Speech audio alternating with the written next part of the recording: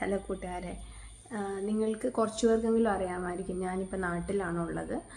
ഞാൻ നാട്ടിൽ വന്നത് ഒരു ഫാമിലി എമർജൻസിക്ക് വേണ്ടിയിട്ടായിരുന്നു. ഫാമിലി എമർജൻസിയുടെ ഇടയിൽ എനിക്കൊരു പേഴ്സണൽ മെഡിക്കൽ എമർജൻസി ഉണ്ടായി. അങ്ങനെ ഞാൻ എറണാകുളത്ത് ലക്ഷ്മി ഹോസ്പിറ്റലിൽ അഡ്മിറ്റായി. ഒരു സർജിക്കൽ പ്രൊസീജിയറിനൊക്കെ വേണ്ടി സർജിക്കൽ പ്രൊസീജിയർ ചെയ്യേണ്ടി വന്നു. സോറി, എന്നെ അറിയാൻ പാടില്ലാത്തവർക്ക് വേണ്ടി, എൻ്റെ പേര് സുധേ എന്നാണ്. ഞാൻ UK ബേസ്ഡ് ആയിട്ടുള്ള, UK-യിൽ സെറ്റിൽഡ് ലാസ്റ്റ് 16 ഇയേഴ്സായിട്ട് സെറ്റിൽഡ് ആയിട്ടുള്ള ഒരു സ്റ്റാഫ് നഴ്സാണ്. നാട്ടിലിവിടെ ഞാൻ വൈക്കത്താണ്, ചെമ്പെന്ന് പറയുക എൻ്റെ വീട്. ഇപ്പം ഞാൻ അവിടെയാണ് ഉള്ളത്. അപ്പം ഞാൻ ഈ വീഡിയോ ചെയ്യാനുള്ള കാരണമെന്ന് പറഞ്ഞിട്ടുണ്ടെങ്കിൽ, എൻ്റെ പ്രായത്തിലുള്ള, ഏകദേശം എൻ്റെ പ്രായത്തിലുള്ള ഒരുവിധപ്പെട്ട ഒരു 50% സ്ത്രീകളും കടന്നു പോയിക്കൊണ്ടിരിക്കുന്ന ഒരു സിറ്റുവേഷനാണ് ഈ ഫൈബ്രോയിഡ് യൂട്രസ് എന്ന് പറയുന്നത്. അപ്പം അതുകൊണ്ട് ഉണ്ടാകുന്ന ബുദ്ധിമുട്ടുകൾ ഞാൻ പറയാതെ തന്നെ ഒരു ഇത് എല്ലാവർക്കും അറിയാൻ പറ്റും. ചിലത് കോംപ്ലിക്കേറ്റഡ് ആകാം, ചിലത് കോംപ്ലിക്കേറ്റഡ് ആകാതിരിക്കാം. ഒരു നഴ്സ് എന്ന നിലയിൽ എൻ്റെത് കുറച്ച് കോംപ്ലിക്കേറ്റഡ് ആയിട്ടാണെങ്കിലും ഞാനത് അങ്ങനെ കുറച്ച് നാൾ, ഒരു ലാസ്റ്റ് 5 ഇയേഴ്സായിട്ട് ഞാനിത് കൊണ്ട് നടക്കുമായിരുന്നു. അവിടെ വെച്ച് UK-യിലാണെങ്കിൽ ഞാൻ അണ്ടർ ട്രീറ്റ്മെൻറ്റിലായിരുന്നു. അപ്പോൾ ഈ 5 ഇയേഴ്സിലിടയ്ക്ക് എനിക്ക് ഫ്യൂ എപ്പിസോഡ്സ് ഓഫ് ബ്ലീഡിങ് ഒക്കെ ഉണ്ടായിട്ടുണ്ട്.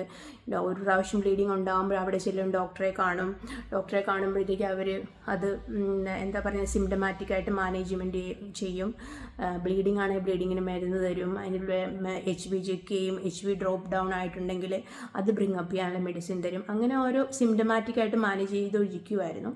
പക്ഷേ ലാസ്റ്റ് 1.5 ഇയേഴ്സായിട്ട് എനിക്ക് ശരിക്കും ഇത് ബോദർ ചെയ്യാൻ തുടങ്ങി. എന്ന് വെച്ചാൽ എനിക്ക് എപ്പോഴും ബ്ലീഡിങ്ങാണ്.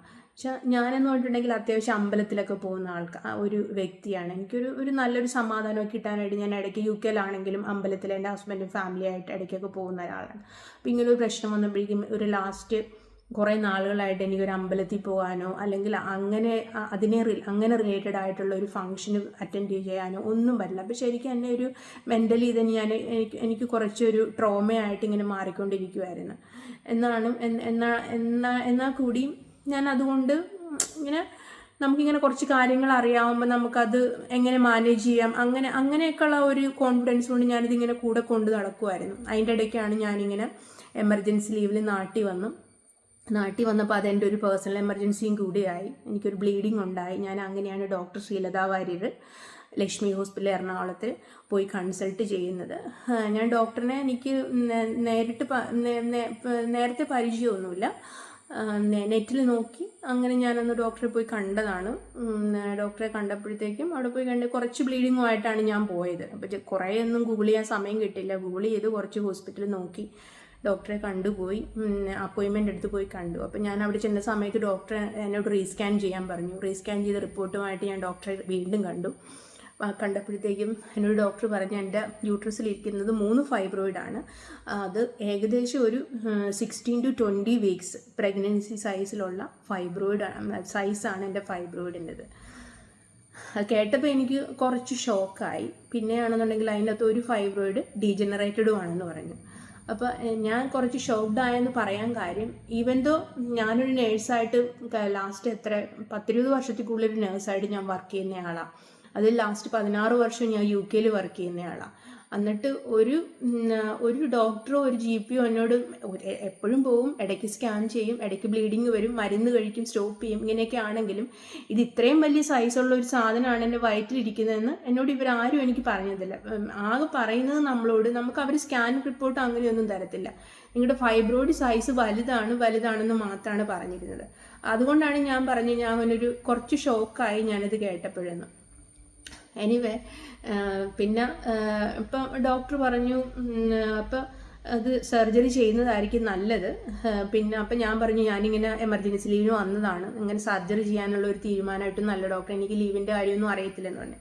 അങ്ങനെ ഞാൻ എൻ്റെ UK-യിൽ എൻ്റെ മാനേജറിനെ വിളിച്ചു ഡിസ്കസ് ചെയ്തു, എൻ്റെ കണ്ടീഷൻ പറഞ്ഞു, എനിക്ക് ബ്ലീഡിങ് ഉണ്ടെന്ന് പറഞ്ഞു, സർജറിയാണ് ഡോക്ടർ റിക്വസ്റ്റ്. ഞാൻ ലെറ്ററെല്ലാം അയച്ചു കൊടുത്തപ്പോൾ എൻ്റെ മാനേജർ എനിക്ക് വളരെ കൈൻഡായിട്ട് സിക്ക് ലീവൊക്കെ ഗ്രാൻഡ് ചെയ്തു. അങ്ങനെ ഞങ്ങൾ സർജറി ചെയ്യാൻ തീരുമാനിച്ചു. സർജറി ചെയ്യാൻ തീരുമാനിച്ച് എനിക്ക് 7-ാം തീയതി അഡ്മിറ്റായി, 8-ാം തീയതി സർജറി ചെയ്യാനാണ് ഡോക്ടർ ശ്രീലത പറഞ്ഞത്. അനുസരിച്ച് എല്ലാം പോയി. ഞങ്ങൾ പോയിട്ട് 7-ാം തീയതി ഞങ്ങൾ ഹോസ്പിറ്റലിൽ അഡ്മിറ്റായി. ശരിക്കും പറഞ്ഞാൽ എനിക്കറിയത്തില്ല അതെന്താണ്, അത് ഒരു കോയിൻസിഡൻസ് ആയിരുന്നു. ആ 7-ാം തീയതി ആയിരുന്നു എനിക്ക് ശരിക്കും തിരിച്ച് UK-യിലേക്ക് പ്ലാൻഡ് ആയിട്ട് വന്ന ആ ഒരു ഇത് വിചാരിക്കുവാണെങ്കിൽ എനിക്ക് ആ 7-ാം തീയതി തിരിച്ചു പോയിട്ട് ഞാൻ 8-ാം തീയതി അവിടെ ചെന്ന് 9-ാം തീയതി ആയിരുന്നു എനിക്ക് ഡ്യൂട്ടിക്ക് കയറേണ്ടത്. അതായിരുന്നു പ്രീവിയസ് പ്ലാൻ. എനിവേ, അപ്പോൾ ഡോക്ടറിൻ്റെ തിയേറ്റർ ഡേയും കൂടെ നോക്കിയിട്ട് എനിക്ക് 7-ന് അഡ്മിറ്റായി, 8-ന് സർജറി ഫിക്സ് ചെയ്തു. അങ്ങനെ ചെയ്യാനിരുന്ന് ഞാൻ 7-ാം തീയതി പോയി അഡ്മിറ്റായി ഡോക്ടറെ അടുത്ത്. ഞാൻ 7-ാം തീയതി ഹോസ്പിറ്റലിൽ അഡ്മിറ്റായി ഒരു 2 hours കഴിഞ്ഞപ്പോഴത്തേക്ക് എനിക്ക് ഭയങ്കര ബ്ലീഡിങ് സ്റ്റാർട്ട് ചെയ്തു. ഭയങ്കര ബ്ലീഡിങ് എന്ന് പറഞ്ഞിട്ടുണ്ടെങ്കിൽ ഞാൻ പറയും, ഈ ഫൈബ്രോയിഡ് കൊണ്ട് എനിക്ക് ഇതേവരെ ഇങ്ങനെ ഒരു ബ്ലീഡിങ് ഉണ്ടായിട്ടുണ്ടെങ്കിലും ഇത്രയും ബ്ലീഡിങ് എനിക്ക് ഉണ്ടായിട്ടില്ല എന്ന് ഞാൻ പറയാം. അത്രയ്ക്ക് ഹെവി ബ്ലീഡിങ് ആയിരുന്നു. എനിവേ 8-ാം തീയതി എന്നെ തിയേറ്ററിലേക്ക് കൊണ്ടുപോകുമ്പോഴത്തേക്ക് എൻ്റെ HB നന്നായിട്ട് ഡ്രോപ്പ് ചെയ്തിട്ടുണ്ടായിരുന്നു. ബ്ലഡൊക്കെ ഓൾറെഡി അറേഞ്ച് ചെയ്ത് വെച്ചിട്ടുണ്ടായിരുന്നു. പിന്നെ അതുകൊണ്ട് പ്രശ്നമില്ലായിരുന്നു. പിന്നെ ഞാൻ ഈ വീഡിയോ ചെയ്യാനുള്ള മെയിൻ കാരണം എന്ന് പറഞ്ഞിട്ടുണ്ടെങ്കിൽ, UK താമസിക്കുന്ന ഒരാളെന്ന് പറഞ്ഞിട്ടുണ്ടെങ്കിൽ, സെറ്റിൽ ആയിട്ടുള്ള ആരാണെന്ന് പറഞ്ഞാൽ അവിടുത്തെ മെയിൻ നമ്മുടെ ഒരു ലൈഫ് സിസ്റ്റം എന്ന് വെച്ചിട്ടുണ്ടെങ്കിൽ നമ്മുടെ ട്രീറ്റ്മെൻറ്റ് ബേസിക്കലി ഒരുവിധപ്പെട്ട എല്ലാ ട്രീറ്റ്മെൻറ്റും ഫ്രീ ആണ്. അപ്പോൾ അതുകൊണ്ട് ഈ ട്രീറ്റ്മെൻറ്റ് ഫ്രീ ആയതുകൊണ്ടാണോ എന്ന് എനിക്കറിയത്തില്ല. നമ്മൾ അവിടെ ഡോക്ടറെ പോയി കണ്ടാലും നമ്മളിങ്ങനെ ട്രീറ്റ്മെൻറ്റ് ബേസ്ഡ് പോലെ തിയേറ്റർ ആയിട്ടുള്ള ബേസിക് പ്രൊസീജിയർ വൈസുള്ള ട്രീറ്റ്മെൻ്റ് എല്ലാം എല്ലാത്തിനും ഒരു ലാഭമുണ്ട്. ഇതുവരെ ഞാൻ ഈ ഡോക്ടറെ കാണാനും ഒരു അപ്പോയിൻമെൻറ്റ് കിട്ടാനൊക്കെ നമുക്ക് കുറച്ച് ഡിലേ ഒക്കെ ഉണ്ട് അവിടുത്തെ സിസ്റ്റത്തെ കുറ്റം പറയുകയല്ല ഞാൻ, എന്നാലും ഒരു ഡിലേ ഉണ്ട്. ഞാനിപ്പോൾ അതിൻ്റെ ഇടയ്ക്ക് 2-3 ഡോക്ടറെ ഈ 3-4 വർഷത്തിനുള്ളിൽ ഇതിനു വേണ്ടി കൺസൾട്ട് ചെയ്തു ഗൈനക്കോളജിസ്റ്റ്. അപ്പോൾ ആദ്യത്തെ ആൾ പറഞ്ഞു ലാപ്രോസ്കോപ്പി ചെയ്യാം, രണ്ടാമത്തെ ആൾ പറഞ്ഞു പറ്റത്തില്ല, അബ്ഡോമിനിലേ ചെയ്യാൻ പറ്റുള്ളൂ, സൈസ് വലുതാണ്. പക്ഷെ അന്നും അവരെന്നോട് ഇത്രയും വലിയ സൈസാണെന്നൊന്നും എക്സ്പ്ലെയിൻ ചെയ്തിട്ടില്ല ഫൈബ്രോയിഡ്. അപ്പം അങ്ങനെ ഇത് അബ്ഡോമിനൽ ചെയ്യാൻ പറ്റുള്ളൂ എന്ന് പറഞ്ഞാൽ ലാപ്രോസ്കോപ്പി ചെയ്യാൻ പറ്റുമെന്ന് അതെൻ്റെ മനസ്സിലൊരു ടെൻഷനായിട്ടുണ്ടായിരുന്നു. എന്നുവെച്ചാൽ ഒരു അബ്ഡോമിനൽ സർജറി വേണ്ടി വരുന്ന ആ റിക്കവറി പീരീഡ് അതെനിക്കൊരു ഭയങ്കര ബോദറിങ് ആയിരുന്നു. ബോദറിങ് എന്ന് വെച്ചിട്ടുണ്ടെങ്കിൽ എനിക്കറിയത്തില്ല ഞാൻ എത്ര നാൾ അങ്ങനെ റെസ്റ്റ് എടുക്കണം, പിന്നെ അതിൻ്റെ കോംപ്ലിക്കേഷൻസ് എല്ലാം കൂടി എനിക്ക് നല്ല ടെൻഷൻസ് ഉണ്ടായിരുന്നു. അപ്പോൾ എനിവേ ഡോക്ടർ വരെ കണ്ടപ്പോൾ തന്നെ മാഡം എന്നോട് പറഞ്ഞു അത് കുഴപ്പമില്ല, ഇവിടെ 24 weeks സൈസ് വരെയുള്ള ഫൈബ്രോയിഡ് ഇവർ ലാപ്രോസ്കോപ്പി ചെയ്യാറുണ്ട്. വെച്ചാൽ ആ വേ ഓഫ് ടോക്കിങ്, നമുക്ക് ആ കിട്ടുന്ന ലെവൽ ഓഫ് കോൺഫിഡൻസ്, നമ്മളോട് എല്ലാം എക്സ്പ്ലെയിൻ ചെയ്ത് പറയുന്ന അതൊക്കെ എനിക്കറിയത്തില്ല, എനിക്ക് ഭയങ്കര ഒരു കോൺഫിഡൻസ് തന്നു. അല്ലെങ്കിൽ ഒരു പക്ഷേ ഞാൻ ഡോക്ടറിൻ്റെ അടുത്ത് വന്ന് കണ്ടു, ആ ബ്ലീഡിങ് സ്റ്റോപ്പ് ചെയ്യാനുള്ള മരുന്ന് മേടിച്ച് ചിലപ്പോൾ ഞാൻ അങ്ങോട്ട് തിരിച്ചു പോയേനെ. അങ്ങനെ ഞാൻ പോയിരുന്നെങ്കിൽ ആ 7-ാം തീയതി ആയിരുന്നു ഞാൻ ട്രാവൽ ചെയ്യേണ്ട ദിവസം. ആ ട്രാവൽ ചെയ്യുന്ന സമയത്ത് ഇത്രയും ഹെവി ബ്ലീഡിങ്ങുമായിട്ട് ഒരു ഫ്ലൈറ്റും എന്നെ ക്യാരി ചെയ്ത് കൊണ്ടുപോകത്തില്ല. അവരേതെങ്കിലും എന്നെ എമർജൻസി ആയിട്ട് എവിടെയെങ്കിലും ഒരു ഇൻ്റർനാഷണൽ എയർപോർട്ടിലോ ഏതെങ്കിലും ഒരു എയർപോർട്ടിൽ ഇറക്കി വിട്ട് അവരെന്നെ മെഡിക്കൽ കെയർ തരാനേ നോക്കത്തുള്ളൂ. അത്ര ബ്ലീഡിങ് ആയിരുന്നു എനിക്ക്. അങ്ങനെ വരുമ്പോഴത്തേക്കും എൻ്റെ അവസ്ഥ എന്തായാലും ഒറ്റയ്ക്ക് ട്രാവൽ ചെയ്യുന്ന ഞാൻ ഇത്രയും വലിയ വൈകാരികം വെച്ചുകൊണ്ട് ഏതെങ്കിലും ഒരു അറിയാത്ത രാജ്യത്ത് ചെന്നുപെടും, എൻ്റെ ഹസ്ബൻഡ് എൻ്റെ അടുത്ത് എത്ര ദിവസത്തിനുള്ളിലെത്തും, എൻ്റെ അവസ്ഥ എന്താവും. അപ്പം ഞാൻ വിചാരിക്കുന്നത് ഇതെല്ലാം ഒരു ദൈവാനുഗ്രഹമായിരുന്നു. ദൈവാനുഗ്രഹത്തിൻ്റെ കൂടെ തന്നെ ഡോക്ടർ ശ്രീലത വാര്യരെ കണ്ടു കഴിഞ്ഞപ്പോഴത്തേക്കും സംസാരിച്ചു കഴിഞ്ഞപ്പോൾ നമുക്ക് കിട്ടിയ ആ ലെവൽ ഓഫ് കോൺഫിഡൻസ് അത് എനിക്കറിയില്ല എങ്ങനെ എക്സ്പ്ലെയിൻ ചെയ്യണമെന്നുള്ളത്. അതുകൊണ്ടാണ് ഞാനൊരു സർജിക്കൽ ഇൻ്റർവെൻഷന് സമ്മതിച്ചതും ചെയ്യാമെന്ന് തീരുമാനിച്ചതും. എനിവേ സർജറി കഴിഞ്ഞ് ഞാൻ ഡോക്ടറെ കണ്ട് റിക്കവറി സർജിക്കൽ ഐസിയിൽ കിടത്തി. അത് കഴിഞ്ഞ് റൂമിൽ വിട്ട് കഴിഞ്ഞ് ഡോക്ടർ എന്നെ കണ്ടപ്പോൾ ഡോക്ടർ പറഞ്ഞു എന്നോട് സർജറി കോംപ്ലിക്കേറ്റഡ് ആയിരുന്നു. ഒന്നാമത്തെ കാര്യം ഫൈബ്രോയിഡ് ഡീജനറേറ്റഡ് ആയിരുന്നു, രണ്ടാമത് സൈസ് ഓഫ് ദ ഫൈബ്രോയിഡ്, മൂന്നാമത്തത് ബ്ലീഡിങ്, പിന്നെ എനിക്ക് പ്രീവിയസ് സിസേറിയൻ കഴിഞ്ഞതായിരുന്നു, അതിൻ്റെ അഡ്ഹഷൻസും കാര്യങ്ങളും കുറച്ചുണ്ടായിരുന്നു. എല്ലാം കൂടെ അത്യാവശ്യം കോംപ്ലിക്കേറ്റഡ് സർജറി ആയിരുന്നു എൻ്റെ. അത് കഴിഞ്ഞിട്ട് പിന്നെ റൂമിൽ കൊണ്ടുവന്നിട്ട് എനിക്ക് ടെമ്പറേച്ചറും ഉണ്ടായി. അതുകൊണ്ട് ഒരു 3 ദിവസം ഞാൻ എക്സ്ട്രാ ഹോസ്പിറ്റലിൽ സ്പെൻഡ് ചെയ്യേണ്ടി വന്നു. ഇനി അതൊക്കെ നന്നായിട്ട് വെല്ലായിട്ട് തന്നെ ഡോക്ടർ ശ്രീലത വാര്യരും ടീമും മാനേജ് ചെയ്തു. അവരുടെ ആ കെയറും ഒരു അറ്റൻഷനും എന്നൊക്കെ പറഞ്ഞിട്ടുണ്ടെങ്കിൽ അതൊരു വേറെ ലെവലാണ് കേട്ടോ. നമ്മൾ പൈസ കൊടുത്താണ് ഇവിടെ ട്രീറ്റ് ചെയ്യുന്നത്, അത് ഞാൻ സമ്മതിക്കുന്നു. എന്നാലും എനിക്കറിയത്തില്ല, ഞാനിത് എൻ്റെ ഒരു അഭിപ്രായം, എൻ്റെ പേഴ്സണലായിട്ടുള്ള എക്സ്പീരിയൻസാണ് പറയുന്നത്.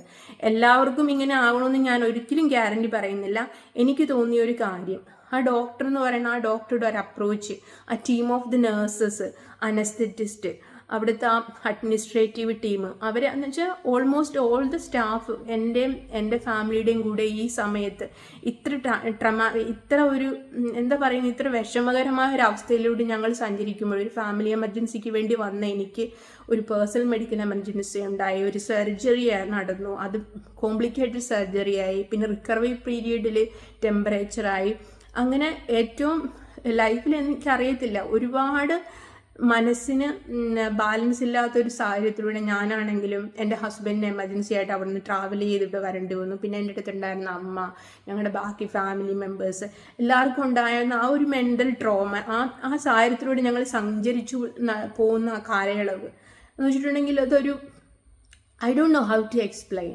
പക്ഷേ ആ സമയത്ത് നമുക്ക് കിട്ടുന്ന ആ ഒരു സപ്പോർട്ട് ഉണ്ടല്ലോ, എന്ന് വെച്ചാൽ നമുക്ക് ഇത്രയും വർഷം UK നിന്നുകൊണ്ടായിരിക്കാം, ഇവിടെ അങ്ങനെ നമുക്ക് റിലേറ്റീവ്സ് ഒക്കെ ഉണ്ട്, ഇല്ലെന്ന് ഞാൻ പറയുന്നത്, എന്നാലും നമ്മുടെ ആ ഒരു നമുക്ക് അങ്ങനെ ഒത്തിരി സപ്പോർട്ടീവായിട്ട് നിൽക്കാനായിട്ട് ഒരുപാട് ആൾക്കാരൊന്നും നമുക്കില്ല.